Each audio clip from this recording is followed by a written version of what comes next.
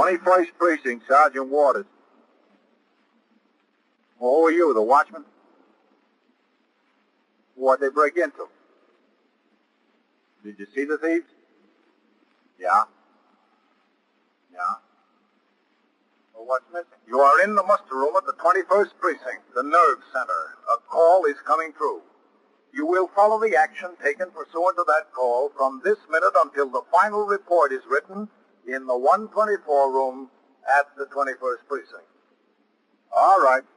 I'll send the officers right over there. Yeah. Wait right at the gate there so you can show them where it is. Okay. Yeah.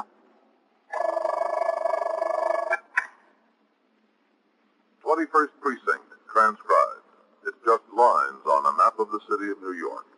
Most of the 173,000 people wedged into the 9/10 of a square mile between Fifth Avenue and the East River wouldn't know if you asked them that they lived or worked in the 21st.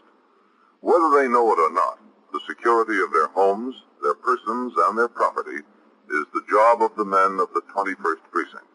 The 21st, 160 patrolmen, 11 sergeants, and 4 lieutenants, of whom I'm the boss. My name is Kennelly, Frank Kennelly. I'm captain in command of the 21st. I was working my day tour, 8 a.m. to 6 p.m. It was Sunday, and things were quiet in the precinct. During the last few weeks, we had received several complaints from various churches about boys playing in nearby streets in a boisterous manner and disturbing the services. I had given instructions at the turnout for the men on post and in sector cars to correct this situation by warning the boys to play more quietly or move their games to other locations. Later, during the course of patrol, I went to the vicinity of every church in the precinct to observe whether the conditions had been corrected. En route down 2nd Avenue, I saw sector car number 1, the sergeant's car, and the detective squad car of the 21st Squad parked outside the fence around a new construction project on which excavation had started about 2 weeks before.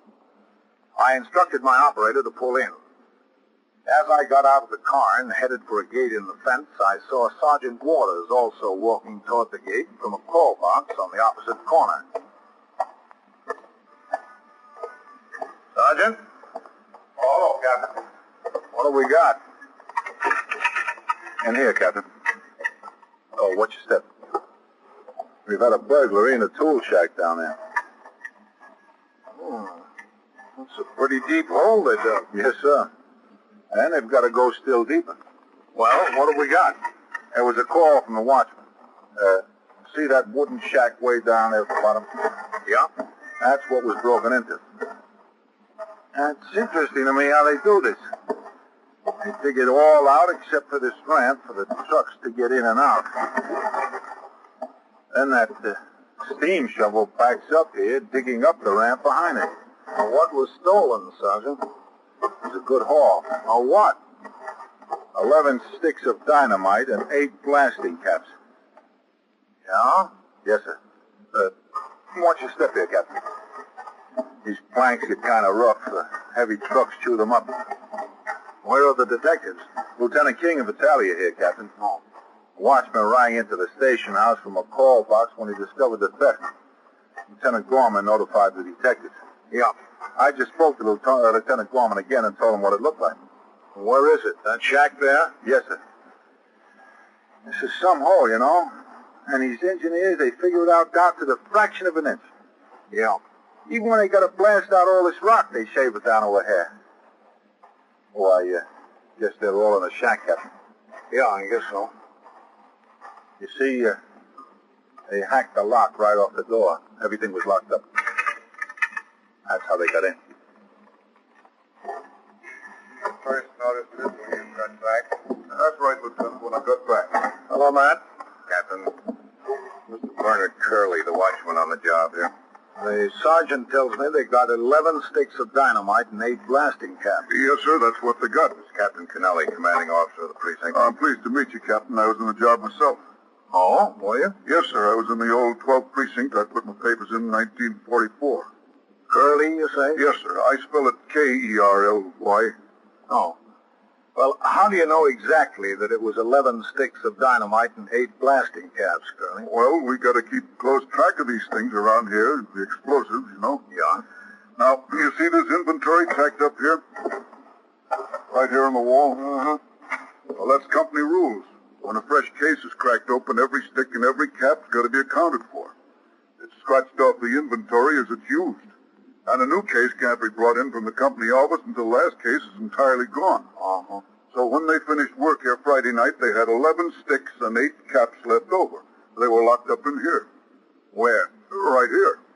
Loose on the shelf? Well, the shack was locked. Lock didn't do much good, did it? I guess we'll have to get a new one. What time do you think this happened? I know what time it happened. It happened from between 11:45 and 1:15. You left the premises at 1:15, down the street to a luncheonette. Get sandwiches to bring back here. Are you permitted to leave? Well, company rules say we can take a half an hour off for lunch or dinner if we're working daytime. That is on Saturday, Sunday, or holidays. If we're working nights, we got to bring our meal with us. That's the rules of this company. And you left here at 1:45. Yes, sir. The shack wasn't broken into then. No, sir. I made my rounds immediately before I left. That's another rule. The shack wasn't disturbed. You see anyone suspicious hanging around the premises this morning? No, Lieutenant, I didn't see a soul. And when did you discover the theft? As soon as I came back, I getting to the top of the ramp. You know, that's just where you came in up there. Yeah. And I could see down here that this door to the shack was standing wide open. I came on down. I thought whoever it was might still be inside here, but they were gone. Then I went up to the street and I walked over to the call box and rang into the station house. I talked to the desk officer there, Lieutenant Gorman. Lieutenant Gorman, yes, sir. Well, it wasn't a couple of minutes before the officers got here. Did they use a lot of dynamite on this job here? A lot of dynamite. We've been blasting for 10 days. You saw no sign of these thieves at all when you were coming back? No, sir, they were gone. Did you take a look around, Matt? They might have been scared off by his coming back and hidden the stuff on the premises somewhere. I doubt it. They might have, Captain. Sergeant, Tally, Woods. Yes, sir. Yes, sir. Split up into teams of 2. Make a thorough search around. Go over to the power shovel, to all the equipment behind that lumber, every place. Yes, sir. Look and see if they dropped any of the stuff or left any physical evidence of their presence. Mr. Curley, Yeah? you go with the sergeant. Okay. I ought to notify my boss, don't you think? You can do that as soon as you get through. Come on, Mr. Curley. Matt? Yes, Captain? Didn't take much to get this lock off, did it? No, sir. Not much. One good pull on whatever they used for a jimmy, and the screws came right out of the wood. Yeah. This shack is probably 30 years old. They move it around from job to job. Come on inside a second, Matt. Yes, sir. That can cause a lot of trouble. 11 sticks of dynamite and 8 blasting caps. You're telling me. But the boys that got it knew what they were after, I'm sure. They know how to handle it. Safe burglars? Yes, that's what it looks like to me. They'll take it and boil it down to nitroglycerin and use it to shoot a safe someplace. It's been a long time since I've heard of anyone using nitro to shoot a safe. Yeah, I know. That ought to make it easier to spot them. As soon as we get back to the station house, I'll ring down to the safe and loft squad and tell them what we've got. Burglars today rip a safe or cut it open, don't they? Well, generally, yes, sir, but the safe and loft squad might know of some old-timer that's been released lately. You ought to be able to come up with something on this. Matt, if they were safe burglars, why didn't they take this stuff? Here's a tank full of acetylene, oxygen, cutting torch. Now, this is all made to order for safe burglars. Why didn't they take it? Captain, if a guy likes a rare steak, you just can't talk him into pork chops well done. The theft of the dynamite and plastic caps from this construction job did, as Lieutenant King suggested, look like the work of safe burglars, although the use of nitroglycerin to blow up a safe is now infrequent. A thorough search of the entire site of the excavation by patrolmen and detectives revealed nothing. Meanwhile, I got a call from the 19th Precinct informing me that a patrolman had been slightly injured while disarming a youthful offender carrying a switchblade knife. The patrolman had been taken to Bellevue Hospital, and as senior officer on duty in the 6th Division, I was required to conduct an investigation of the occurrence. I went to Bellevue and got the details of the case from the officer who suffered a long gash on his right hand. I entered the results of my investigation in the blotter at the 19th Precinct and then returned to the 21st, where Sergeant Leo F. Rosen was on telephone switchboard duty and Lieutenant Patrick Gorman was desk officer. I walked around behind the desk and signed the blotter. Hello, Captain. Sergeant. 21st Precinct, Sergeant Rosen. Hello, Red. Captain? Well, what's doing? Nice, quiet Sunday afternoon. That's good. How's that cop that was hurt? Oh, not too bad. He's got a nasty cut on his right hand, straight across the palm. Where he grabbed the open blade? Yep. Doctor had to take 7 stitches in it. It's kind of rough, an injury to the hand like that. Yeah. Well, there's about 9 million nerves and tendons and bones and blood vessels come together in the hand. Be some job getting them all straightened out. Well, he was able to move all his fingers okay. Doctor said that was a good sign. Yeah, that is a good sign. You know, a doctor told me once that the hand is just about as complicated as any part of the body. You wouldn't think of that, would you, Captain? Well, I can see where it would be. Well, I'll be in my office. Yes, sir.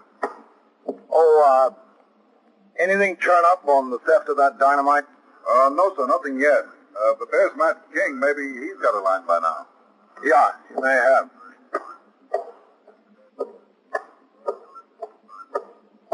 Matt? Hello, Captain. Anything on that dynamite theft? No, sir, not yet. You know, that's got me plenty worried. Got me worried, too, Captain. I'll tell you why. Excuse me, Captain. Yes, Sergeant. The tally's bringing down where you wanted to catch it before you go out. All right. You want to take it in my office, Matt? Yeah, thanks. I'll take it in the captain's office, Sergeant.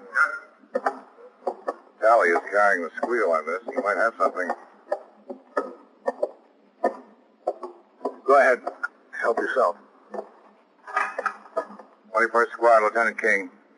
Yeah, B. Yeah, what'd they say? Well, who was it you talked to? Who? Well, you ought to know. Yeah, all right, just keep at it. The Tally spoke to one of the men down at the Safe and Loft Squad. Yeah? Tally says they know of no one around who's using nitro to blow a safe. Haven't had a case like that in a couple of years. Have there been any penitentiary releases? None they know of. We're checking into it. Well, it's kind of rough going, Captain. You know what I think, Matt? What? I don't think it was safe burglars at all that broke into that shack. I think it was a bunch of kids. I don't know, Captain. It was timed out just right. They knew when the watchman left. They knew when he got back. They got in, got the stuff, and got out. All in a half an hour. Well, that may be so, Matt, but... excuse me. 21st Precinct, Captain Kennelly. Lieutenant Gorman, Captain. Yes, Red. A call just came over the air, Captain. Explosion on a vacant lot over near York Avenue. What kind of explosion? The call didn't say, Captain, but there must be at least one person injured. It came over ambulance responding. All right. Get a car to take me over there right away. Yes, sir. Well, Matt, I think we've found the dynamite. Yeah? But I think we found it a little late.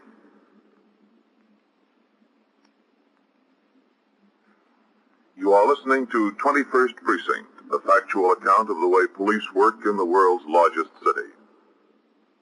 Now back to 21st Precinct and Captain Kennelly. While I waited for the car to come by the house for me, the first officer to arrive on the scene rang into the station house, reporting that the explosion in the vacant lot, the site of a recently wrecked tenement, was apparently caused by the detonation of blasting caps. An unidentified boy, who appeared to be between the ages of 12 and 15, had been injured by the blast. Within another 2 minutes, sector car number 2 arrived at the station house. I got into the car and was driven to the scene of the occurrence with siren wide open. As we pulled into the block, I could see that a fair-sized crowd had gathered on the sidewalk and were being kept back by 2 of the patrolmen already on the job. The ambulance had not yet arrived.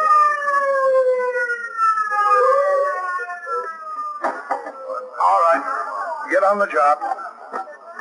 Help keep those people back. All right. All right. Police officer. Coming through there. Coming through.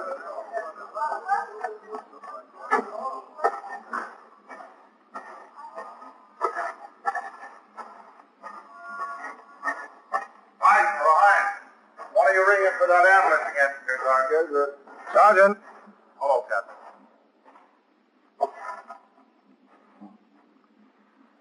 Well, I guess we know who got the dynamite.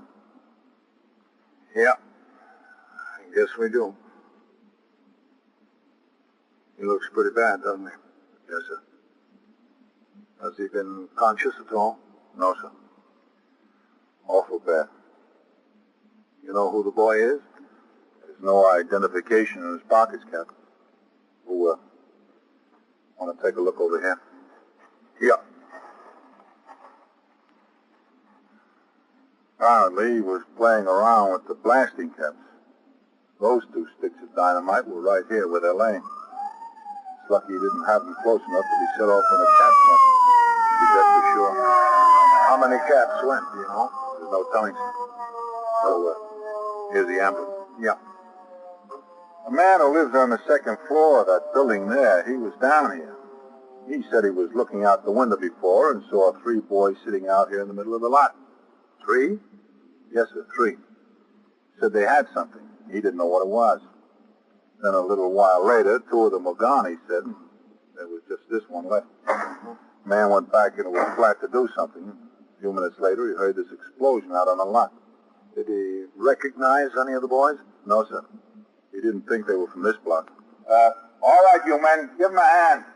Help them bring that stretcher back here. Did anybody around say they knew the boys, Sergeant? Nobody we've talked to yet. All right, you better get those explosives into the station house. Yes, sir. I told Farrell to stay right with them. Good. All right, bring it right over here, please. Hello, Doctor.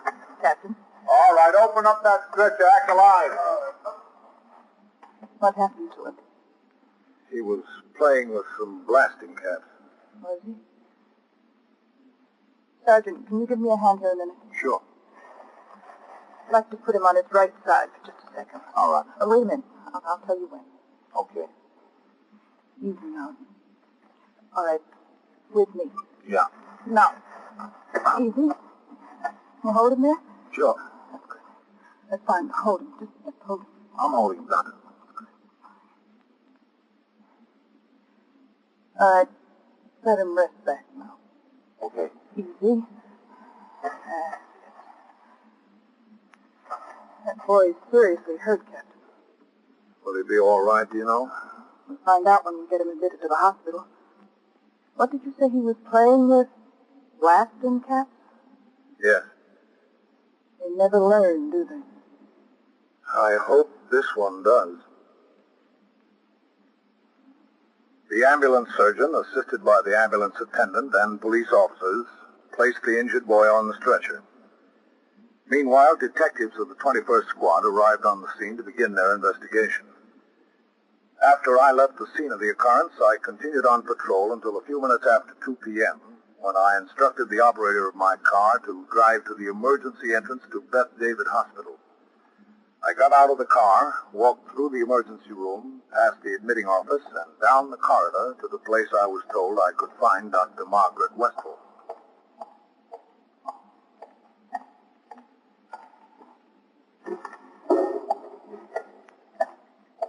Hello, Doctor.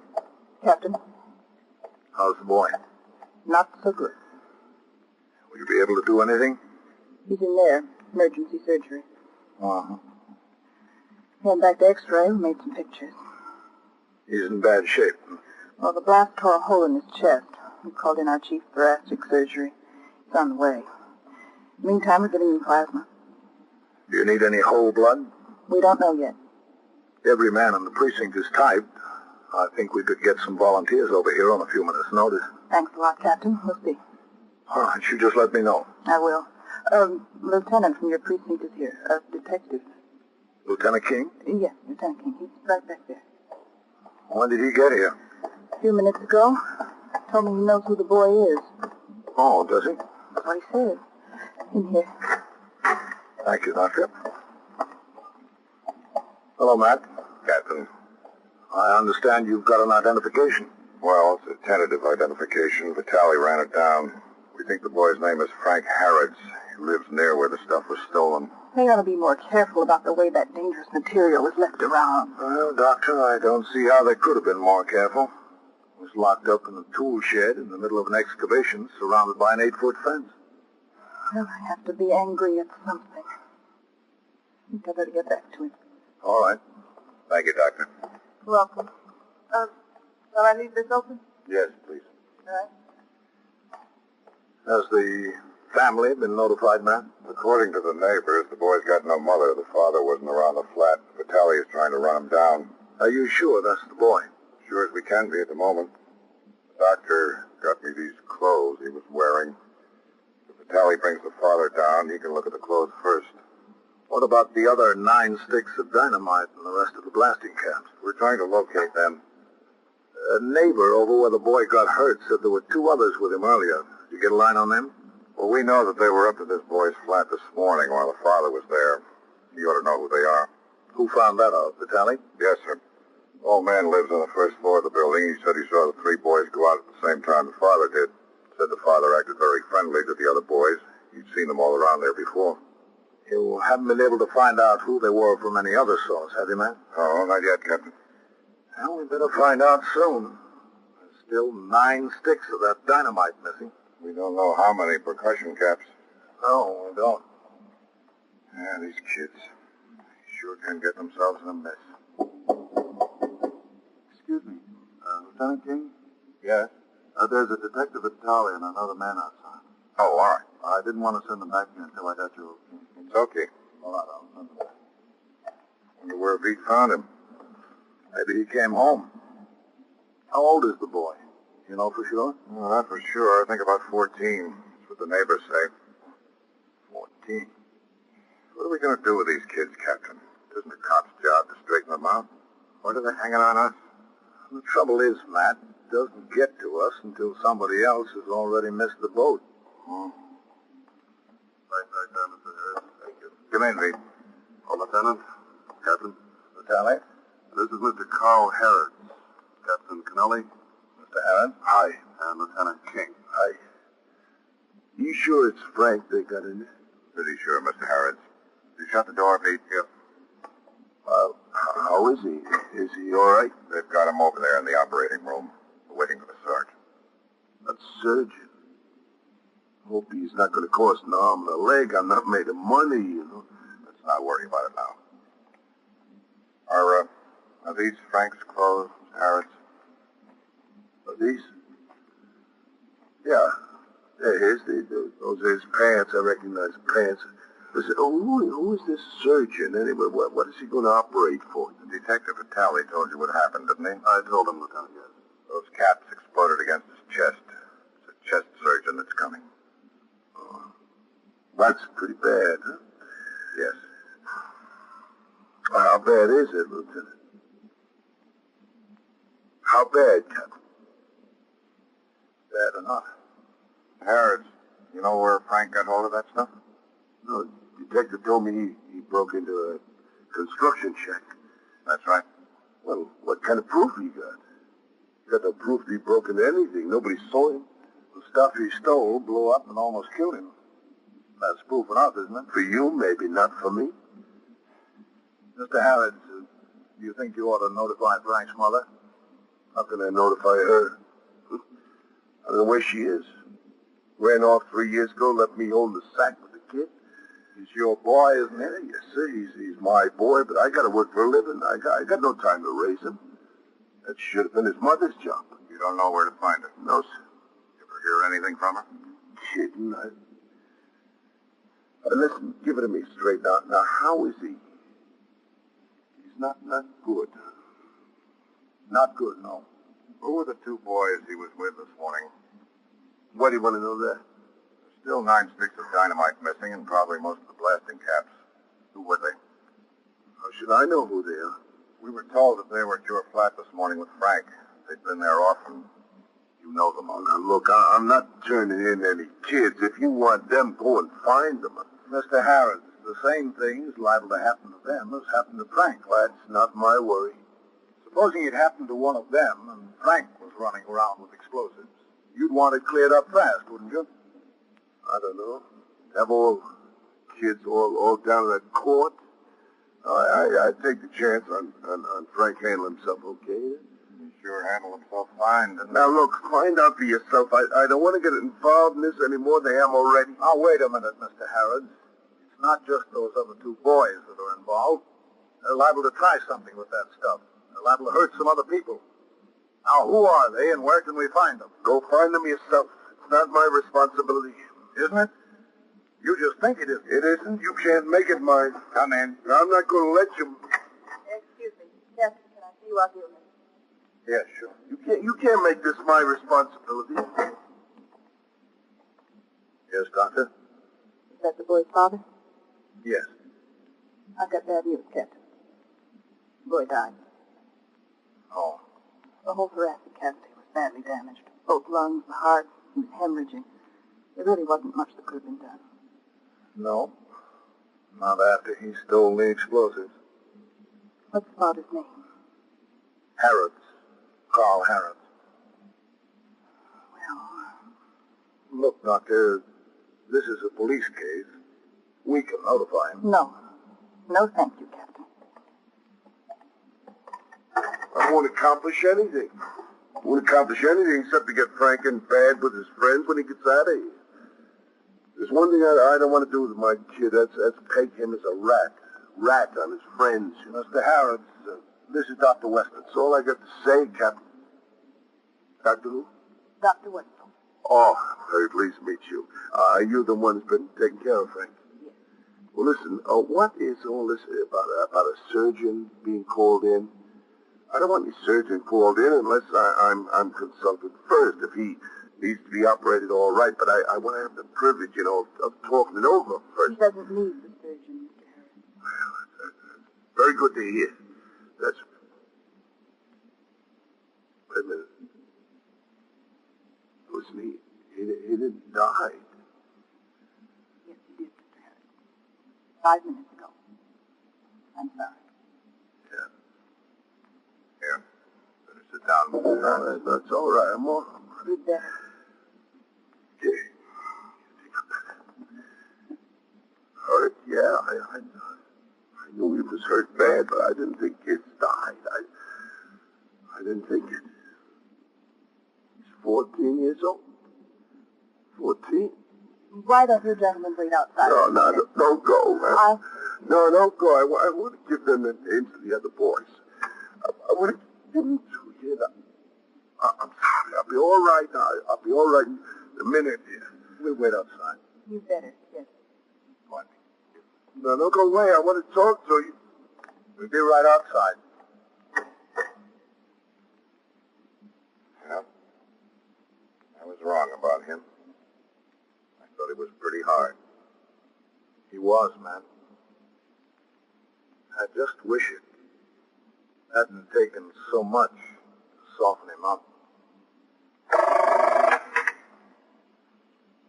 21st Precinct, Sergeant Waters. Shooting where? Talking to the phone, will you? Where's the shooting? Lexington at what? And so it goes. Around the clock, through the week, every day, every year. A police precinct in the city of New York is a flesh and blood merry-go-round. Anyone can catch the brass ring, or the brass ring can catch anyone. 21st Precinct transcribed a factual account of the way the police work in the world's largest city is presented with the official cooperation of the Patrolmen's Benevolent Association, an organization of more than 20,000 members of the Police Department, City of New York. Everett Sloan in the role of Captain Kennelly, Ken Lynch as Lieutenant King, Harold Stone as Sergeant Waters.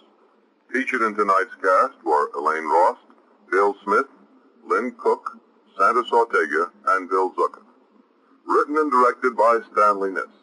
Produced for CBS Radio by John Ives.